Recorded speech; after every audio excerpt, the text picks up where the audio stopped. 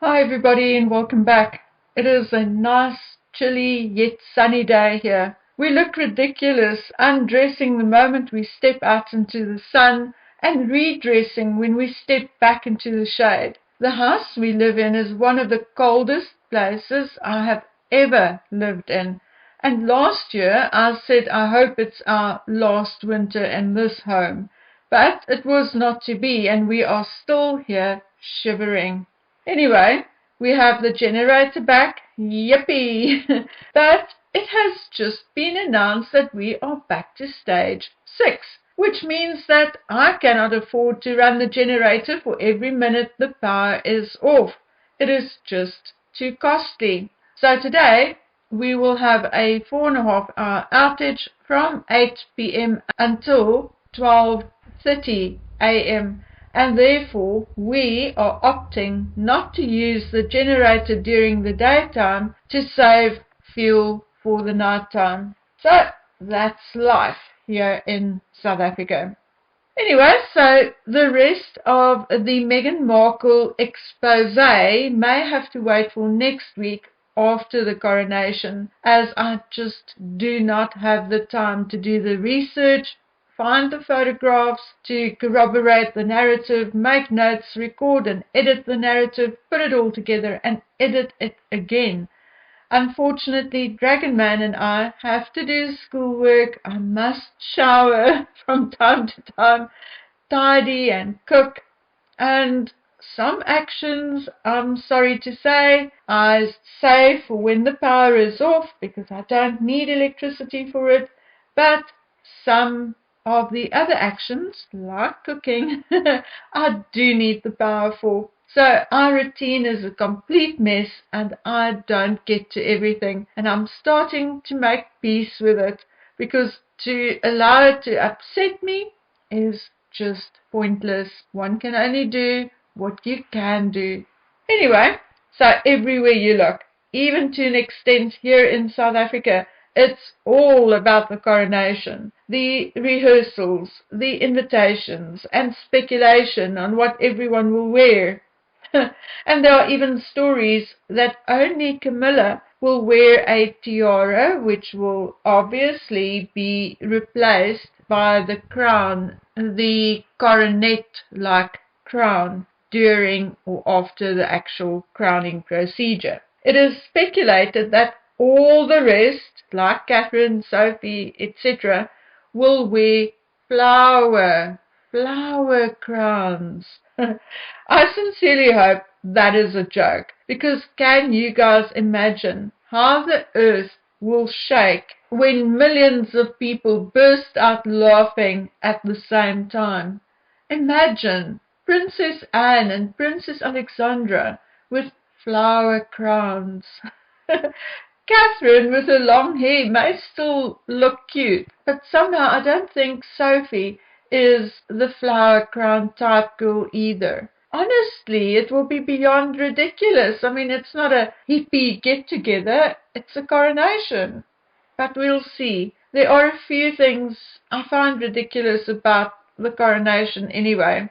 One being the actual invitations, which I find very childlike, very reminiscent of the invitation specifically drawn for the 4-year-old Charles for his mother's coronation. It's a little too colourful and over the top for the coronation of an adult, I think.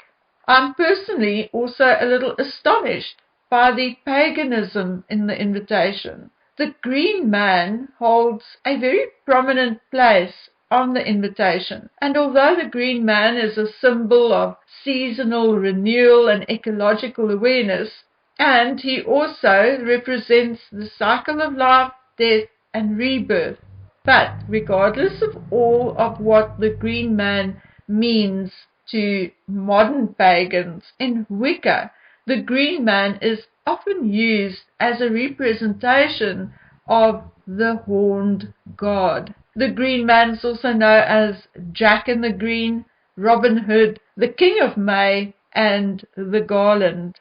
I personally don't pay much attention to all kinds of superstition and folklore, except to consider it interesting stories.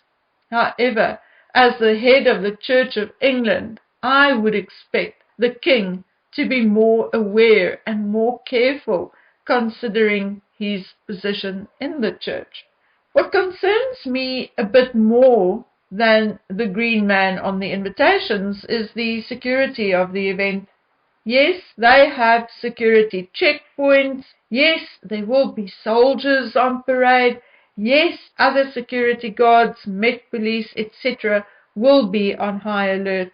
But I worry nonetheless. I think the biggest mistake which was made was to change the coronation from what it was for the king and his people to a state networking event.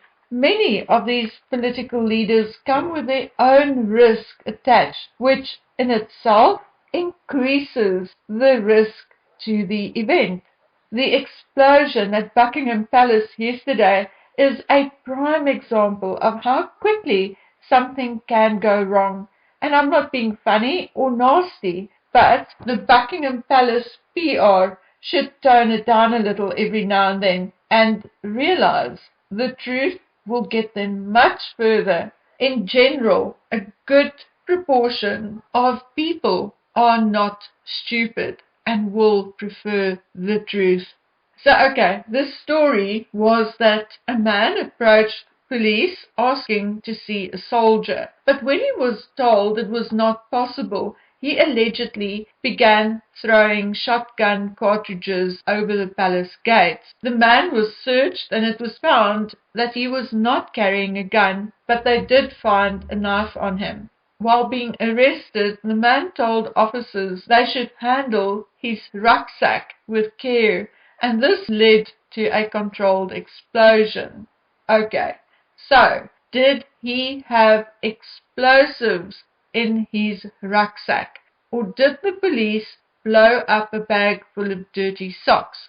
I think this kind of information is definitely in the public interest. And if I or a family member were to go to the coronation and get blown up and lose a limb or two, I certainly would blame the police and the palace PR for not telling the truth, for making it sound like this is just some lone nutter, when actually he may have been part of a group and served as a distraction of some kind. So can anyone answer me? Was there explosives in his rucksack? Or did they blow up a bag of dirty socks? My cousins, niece, nephew, and friends in England want to know before they decide to attend the coronation as a spectator along the route. I also look at the guest list and the speculation about celebrities who may be invited and may attend, and obviously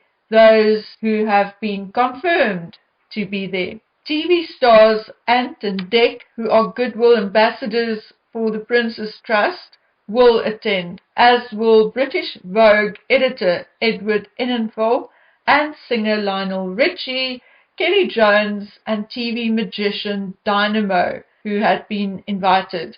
Dame Johanna Lumley was also invited, but she decided to do the coverage for Sky News instead. Okay, so those are the ones we know about. But there is also speculation that Stephen Fry, Rowan Atkinson, Richard E. Grant and Prunella Scales, David and Victoria Beckham have been invited. Now at this point, need I remind you that Lady Pamela Hicks, cousin to Prince Philip, bridesmaid and lady-in-waiting to the Queen, was not invited. So I'll leave it up to you to decide how you feel about that. Okay, in the meantime, we had the Met Gala. I love the Met Gala.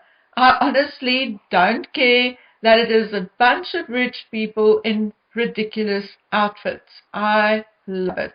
I think there is no one who can pull a disappointed face as much as I can when I spot a simple-looking dress. I remember Diana attending in a dress which looked like a slip, like underwear. And I was so disappointed. Blake Lively had been the queen of the Met for a long time as far as I'm concerned. But I must say, this year's outfits were mind-blowing, most of them. And no, Meghan wasn't there because she was not invited. Please don't go believing anything else. I see someone did actually try to make some excuse for her, spinning some story, but no, she was not invited, period. And she will not be invited for as long as Anna Wintour is on the board. Look, Anna Wintour jumped on the Meghan bandwagon. I agree on that. Until they left the royal family and until Harry and Meghan started behaving like buffoons towards Prince Philip and the Queen. Because there are two things you have to know about Anna Wintour. Other than fashion and maybe her family, I don't know, there are two things Anna loves: tennis and the Queen. Anna Wintour got along very well with the Queen and Angela Kelly, and the likes of Meghan will not curry her favour again after what she has said and done to the royal family. And I'm in full agreement with Anna. I think quite rightly so. Okay, guys, our 5 seconds of positivity. As you know, I adore Princess Anne. I know she has flaws, and it is because of that that I like her. The flaws she has makes her real. I like that she does not even bother trying to cover them up. She really moves along. I read about the interview she had with a Canadian journalist, and I'm going to try and watch it later, and then I'll give you my opinion tomorrow. So until then, thank you for listening and giving me your time, and take good care of yourself until we meet again on the next one. Bye.